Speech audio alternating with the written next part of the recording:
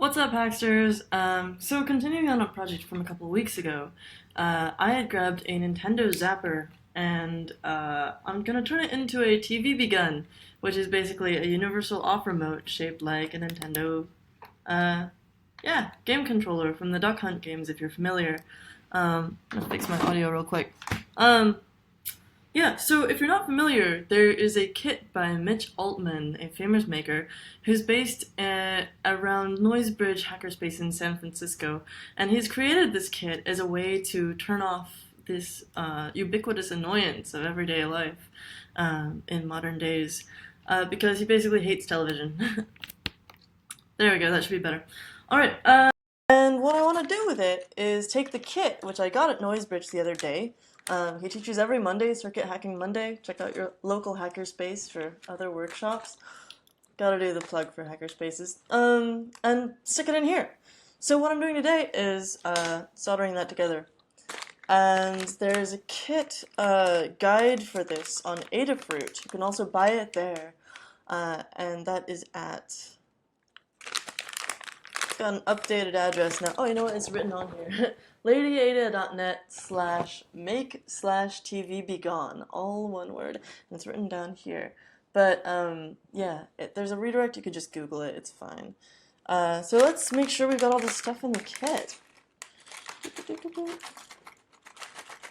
It runs on infrared LEDs, just like a regular television remote. And basically it's programmed to spit out all the different off codes for different TVs of different makes and models. So let's see, we've got a bunch of transistors. What are these?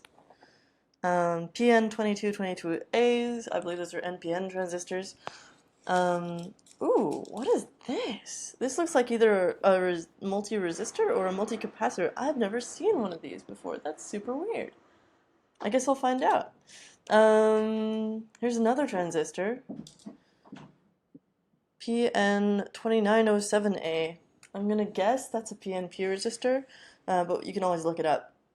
Feel free to tell me I'm wrong if I guessed wrong. Momentary switch, little tactile button. Capacitor, what do we got here? 220 microfarad capacitor on there. And this is a polar capacitor. Then we've got a couple of infrared LEDs, and I believe these are a couple of red or regular LEDs as well. So here are the infrared ones, you can tell because they're blue, and these other guys. A battery pack, and this I will probably be not including in the gun itself because there's very little room, but I can put it at the other end of the cable, and that way it'll still be connected. And I can just tuck the cable into my pocket. Some resistors. What do we got here? Brown, black, red. That's 1, 0, and then a 2, which means that it's 1,000 ohms. And then we've got a brown, black, orange resistor, which is going to be 10,000, right? Brown, red, orange, yeah. Then another tiny LED, a little green LED. Some headers. And the chip itself, let's have a look at what this is. ATtiny85V. So the ATtiny85 is a pretty common chip to use in projects. You can stick Arduino code on it. You just have to use another Arduino to program it. It's called using Arduino as ISP. Yeah, and there's tons of tutorials on that online. And here's another little ceramic capacitor. Cool. And then some foam tape. So let's scoot all this off to the side. Do last. And I'm gonna just start soldering here. Let's turn on my iron and get all this stuff out of the way. I'm so excited. I've wanted to do this project forever, and I only just have started getting the materials together. So I got this Zapper off of Amazon and the TV Be Gone kit at Noisebridge, but of course you can get that on the internet as well. Let's have a look at this tutorial. Their suggestion is to put the button on first, so I guess we'll do that. And obviously this is a double-sided board. You can, like all PCBs have at least two sides. And this is what the back looks like. So we're gonna stick the button on here.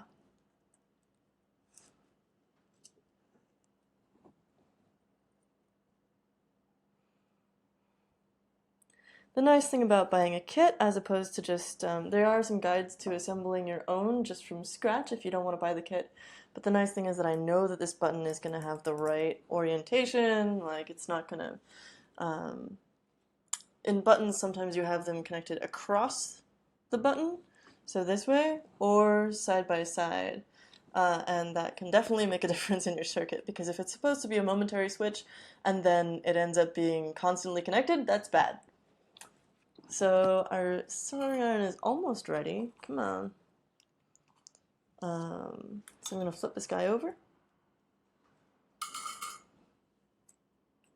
And the nice thing about this button is that its legs are tight enough to just hold it in place. Here we go.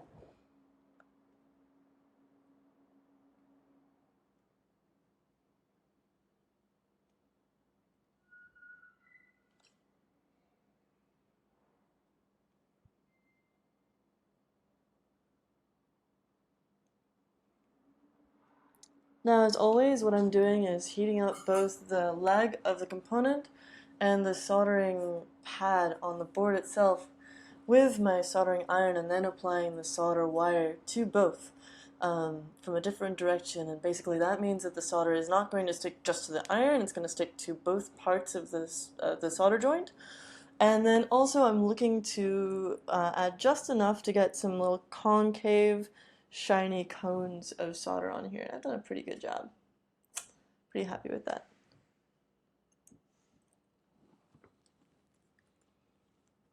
Alright, next what do we want to do? Next is the 1 kilo ohm resistor.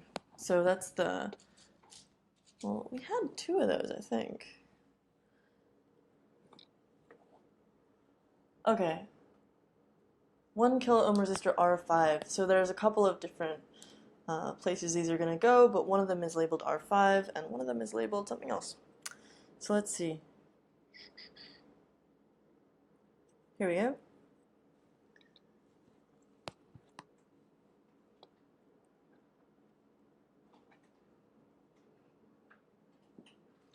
I'm just going to go ahead and bend these legs down and stick them in here. And once I've done that, to make it easier for me to flip the board over and solder without it coming out, I just use my fingers to bend those legs outward on the other side of the board, and that basically holds it in place. Really? You're just going to do one LED or one resistor first? Okay, I'll do it. I believe their instructions are probably created from experience for what will be making it easiest. I usually tend to do all of one type of component at a time, but I also am very happy to follow instructions if that's what people say. Clipping these off really close to the joint helps keep everything neat and tidy and keep it all from shorting. Next we're doing LEDs, so the little green one, indicator LED 5. And this is going to go, well, it should be pretty well labeled.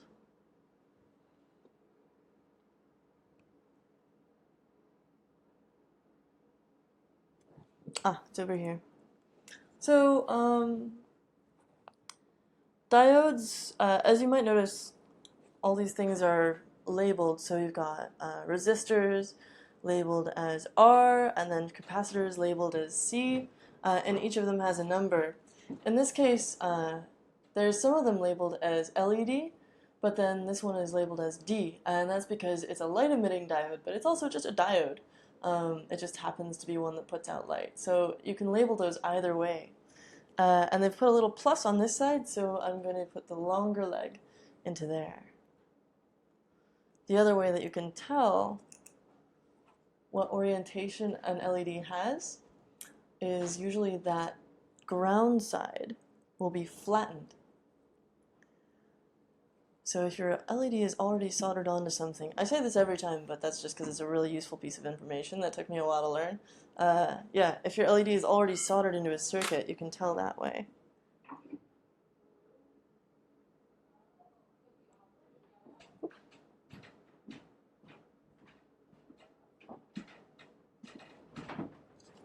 That was a little bit messy, but we're okay. Give yourself a little cool down time to make sure that you're not going to burn yourself. But this stuff cools down pretty quickly. Ooh. Cool. What next? Next up we've got C1, the capacitor. So this is a ceramic capacitor, which means that it can go either way. It's non-polar. And where's that going to go? C1, it goes over here. Cool. Teeny tiny little capacitor. Again, bending the legs out so that it makes it easy to solder.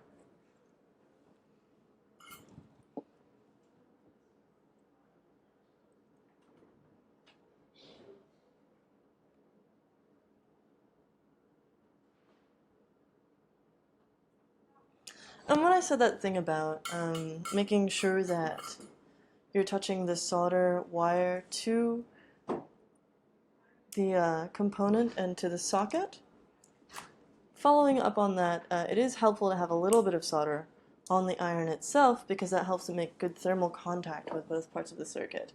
Otherwise, you'll end up with just like a teeny tiny, like, tangential part of the soldering iron tip on the surface, and that makes it really hard to actually heat up the pieces so that they'll go together and the solder will flow.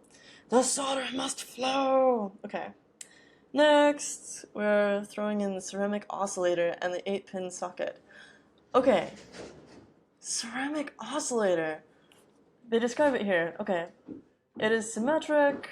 It is a time clock for the microcontroller, making sure that it's performing its functions at the correct speed. And that makes perfect sense because what we have here is a little circuit that's going to be sending out very precisely timed signals to the TVs, right? And so in order for the TVs to recognize those signals, they need to actually be timed in a way that the TVs will recognize. Hence, this little ceramic oscillator. The more you know. Next we've got the socket. Yeah. So this basically means that when I'm soldering stuff in, I don't have to solder the chip in directly. That means that I can remove and reprogram it easily, but also, more importantly, when I'm soldering, I'm not going to fry the chip. That would be bad times.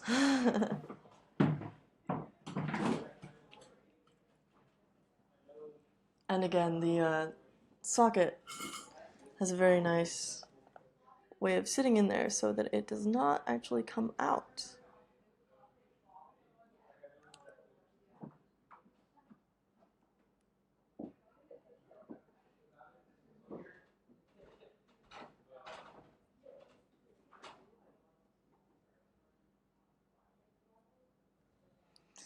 When I'm doing components with little legs, I usually try and sort of do a little flick of the wrist as I'm coming off of it, which helps draw any extra solder up the leg, and that means that it will be clipped off when I clip off the leg.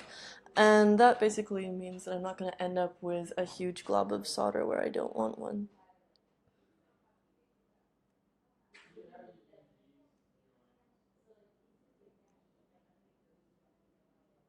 I mean, there's rarely a place where I do want a huge glob of solder, right? Except, actually, if you've worked with prototyping board, oh, I missed one. Talking too much. If you've worked with prototyping board, often you need to make a lot of small, short connections, and sometimes it can be easier to just glob solder across a couple of sockets rather than adding a little piece of wire or whatever, and it works fine as long as you're not overlapping connections, you know? So that's one place where you would actually want a big glob of solder, but otherwise it's generally undesirable. Come on. This leg is being reluctant to clip off. There we go. Cool. Looks good. What do we got next? Oh, I forgot to check which side the socket notch was on. I think I put it on backwards. I did! Okay. Lesson. Don't be me. So, this doesn't actually mess up with anything electronically, which is nice, because sockets are really annoying to desolder and resolder. What I did here was forget to check which side of the socket has this little notch in it, and that corresponds to a notch or little indentation on the chip itself indicating which side is pin 1, because the chip has an orientation. If you put it in backwards, then it is not going to work correctly. And so yeah, this is mainly helpful as a little visual reminder of which way the chip goes. Since I'm not planning on actually removing the chip at any point, it's going to be fine as long as I put it in right the first time. And, it makes no electronic difference which way this goes. But I am kind of annoyed with myself for not checking that. All right.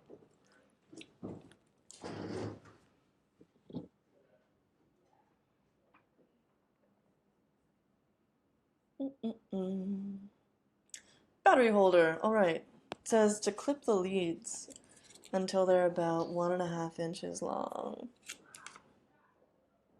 I might actually leave these long because I'm gonna put the battery holder in a separate place down the line along the gun's cable, so I will not do that. Let's move on to the next bit.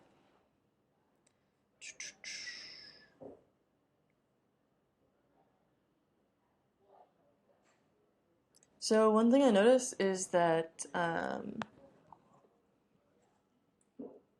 yeah, on some boards you'll notice a hole just like this next to both the positive and negative places where the wires would be soldered in. And those don't serve an electrical function, but they do serve a physical function. So when you have, for example, the wires on a PCB for a battery, or any other sort of extended attached component, then let's see. So pretend like this is one of those holes, which it isn't. You can stick the wire through and then bend it down again and solder it in. And that's for strain relief. That means that when this wire gets tugged on, it's not going to pull directly on the solder connection. They haven't provided those on this PCB. I imagine that this is like a hole for a keychain or something. I'm not sure. You can tell because there's only one of them. But actually, you could probably fit both little wires through there. Let's see. Oh, you totally could. So if you wanted, you can use that hole for strain relief if it's not used for anything else in the actual kit. But yeah, that is a useful thing if you are designing your own PCBs too. Think about its physical properties as well as its electrical ones.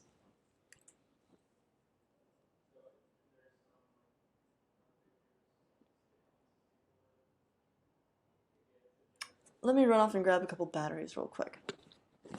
We're going to do a test.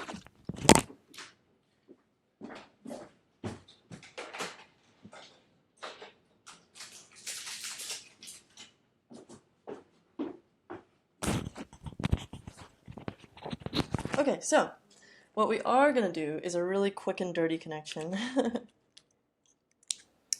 and just test to make sure that this circuit is working, because I can do this without really soldering. So when I put these, connect these batteries up, the little green indicator light should blink, just to show that the microcontroller is working. So let's see. Do we have blinking? We don't have blinking. Oh, I haven't put the socket in yet, or the IC in yet. Okay, so remembering, I put this in backwards, so what I'm going to do is use the table. When you first get a chip, it's often got these legs sort of bent outwards, and I'm just going to use the table to sort of straighten those out by applying gentle pressure. Okay, that's a little bit more straight. Okay, so now I need to put this with the notch out that way. Is that correct? Let's double check. Yes, okay.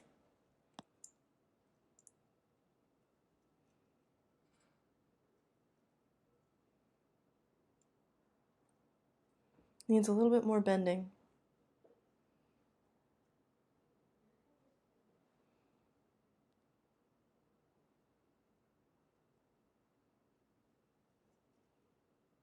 Come on, there we go. Okay. Now let's try applying power and see what happens. Oh, there we go. We've got some blinkings going on.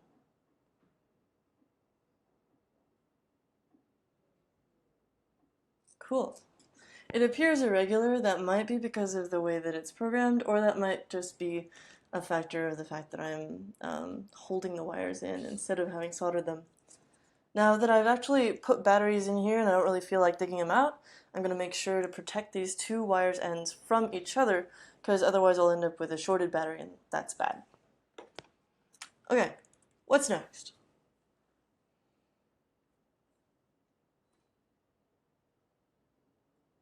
So the 1K ohm resistor R1 is the base resistor for the PNP transistor. I was right, there is one PNP transistor. Ha!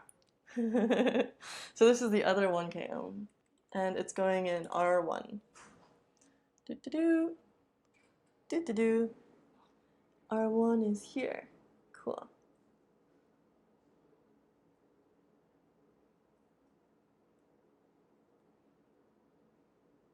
Sometimes it's hard to know in advance like how far apart they're going to put the sockets for an LED.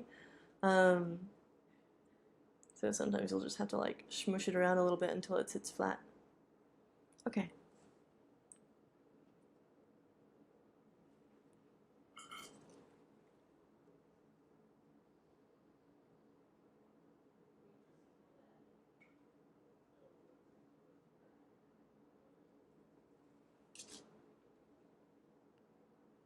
That looks pretty good.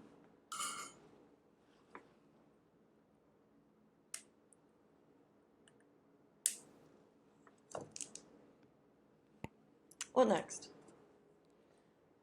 220 microfarad electrolytic capacitor. That's this guy. So if you noticed before, the other two capacitors that we had were sort of ceramic looking, and that's because they're made of ceramic, and they look like little gumdrops. Sometimes you've got ones that are shiny and colorful, and they totally just look like candy, and you want to eat them, but don't. This one looks more like licorice candy, which I don't consider candy. Bite me. So yeah, this guy actually has a positive and negative side. You don't want to hook it up backwards.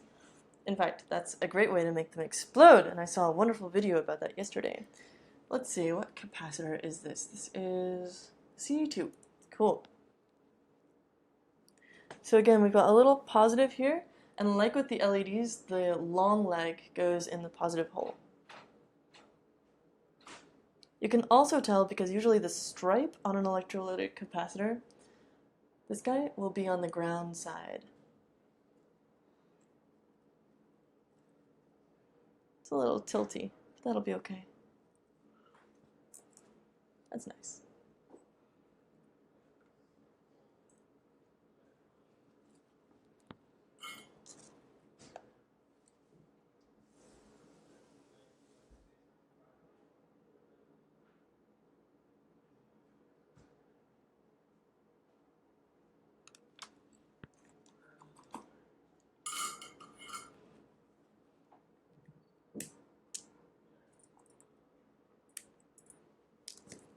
Cool. Oh, they had a good tip on this that I should have read before, which was that they want you to let the legs stay a little bit longer and then actually bend it down so that it lays flat on the PCB. And they've given you a little sort of Adafruit logo here placed so that you can put it down without interfering with anything else, and that just makes it a little bit flatter. Makes sense! You'd think this was made by smart people or something. They are very smart people.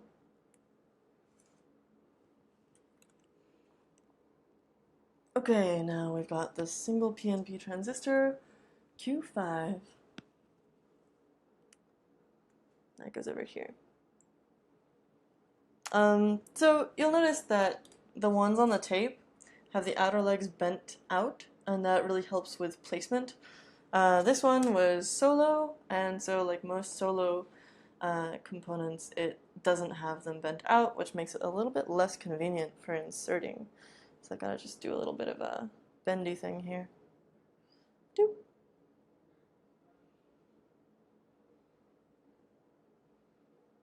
Doop. Cool. See, that's much nicer.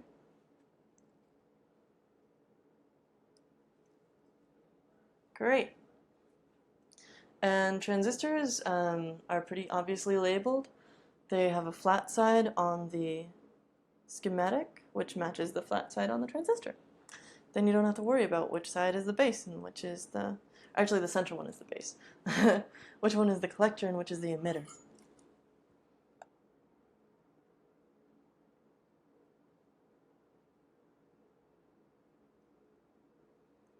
There are lots of really great sites where you can go to learn about different components. SparkFun in particular has a really great guide to a bunch of different components, and I highly recommend looking at their tutorials. Would you like to know more?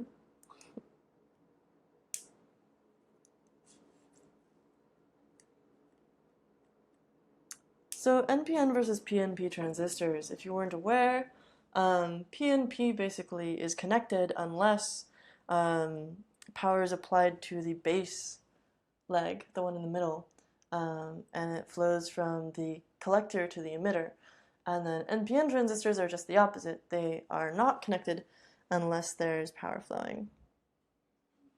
Yeah.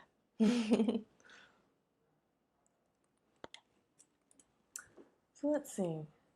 Oh, next we got to do the 4 NPN transistors. Sweet. I love it. These guys you can pull out of the paper, but it's easiest to just cut them off.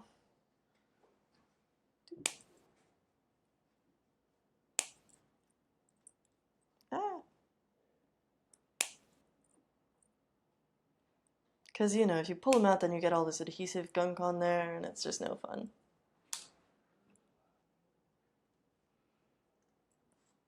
I'm running out of places to clip the alligator thingy on here. Oh no!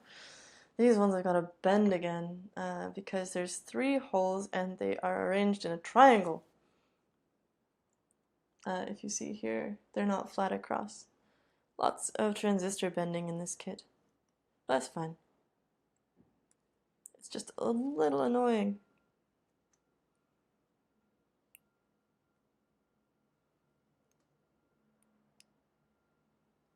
Because I'm trying to bend these legs around and make it look nice and stuff.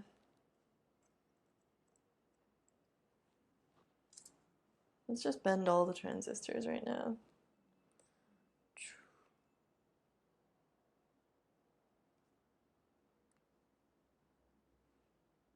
Sort of like that.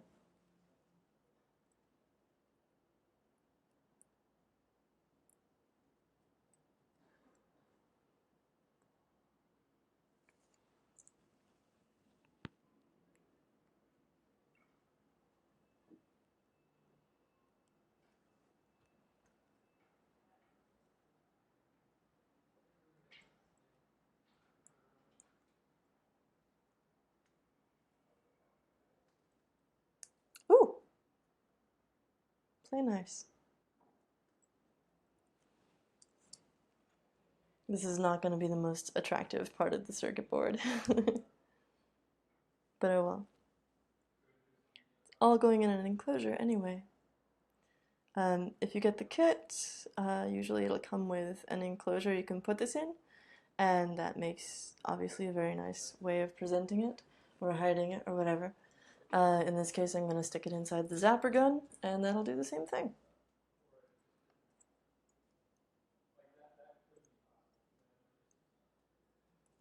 Now, it doesn't really matter if these legs are touching each other while I'm just soldering, as long as I clip them off and make sure that they're not touching and shorting afterwards. Okay.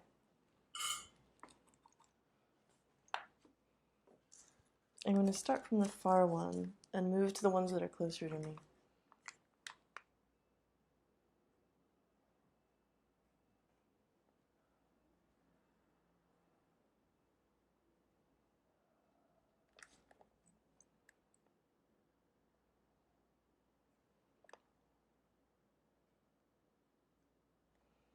And touching other legs while you're soldering isn't a huge problem. It just may end up with some funky heat distribution and like remelt the bits that you've already soldered if you're not careful, so.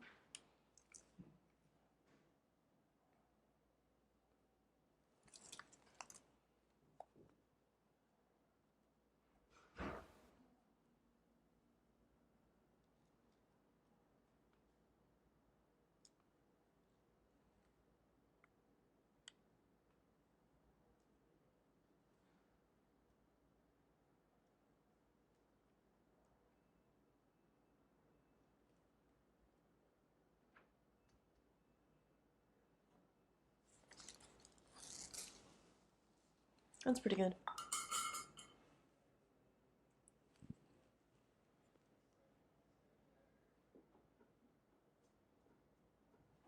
I'm going to apply a little extra solder to a couple of these because I want to make sure that they're well connected.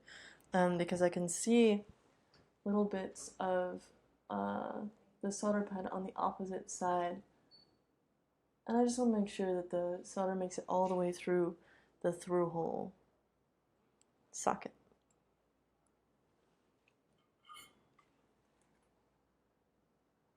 And often that just means heating it for a little bit longer.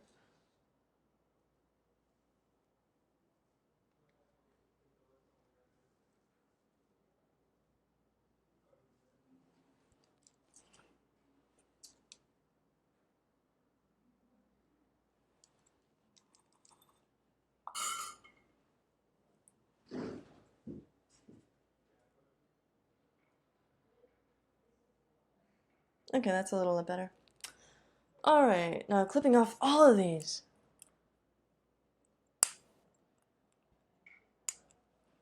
I'm trying not to get my workspace covered in little metal bits, so doing this off camera.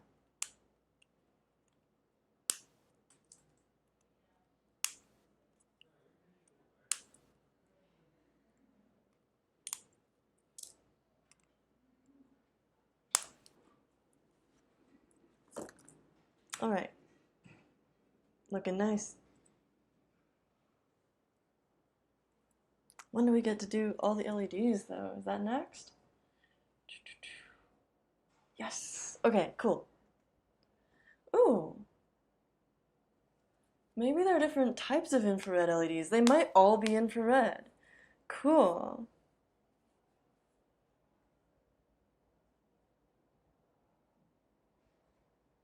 Huh. Awesome. Well, okay, cool. What we're gonna do with these guys is have the clear ones on the outside and the blue ones on the inside, and we're gonna bend them all out 90 degrees so that they're pointing away from the circuit board, and it can be pointed like this, you know? Cool. Again, paying attention to polarity.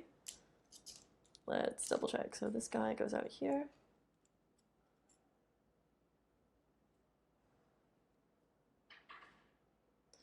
And what I'm actually going to do is not solder these in as is, because what I want is to put them sticking out of the gun, right? So that means I'm going to have to put them on little extendy wires. But, you know, it would basically be just these guys, like this, and all of them just like bending up over in this pretty happy way, and then like symmetrically on the other side. And of course, checking the polarity. Is there anything else? Yeah, we've got these little ICSP headers for programming. They didn't actually put them there. Okay, so they have differing instructions for the US versus the UK and Australia. There is the final resistor, and you only place that if you're in the EU, UK, and Australia. And that goes into R3, which is right here. And if you're in Asia or North America, you do not place that. This is why it's useful to have the soldering instructions, even if you know how to solder and where the components go and stuff. If you want to reprogram the chip, then you can solder in the header here. I see. Cool. And then you're just supposed to use the double-sided foam here to actually attach this to the battery pack. And then you have it all as one tasty unit. Okay, so to review, we soldered this guy. It is an infrared remote control to turn TVs off, and we did not put the LEDs on because they are going to be poking out of the barrel of our Nintendo Zapper. That's so good. And we did not put the power bank on because that is going to be at the other end of the cable on our Nintendo Zapper. So I'll be posting this as a tutorial on Hackster.io, and I will post the link to my profile below. If you want to subscribe, you can see when that goes live. And yeah, in the meantime, thanks for watching me solder, and I'll include a little bit of instructional stuff about how the extensions for the LEDs go on and things like that. I wish I had a TV here to like demonstrate it for you right now, but I promise you we'll have a pretty fun demo video right at the end. Thanks for watching!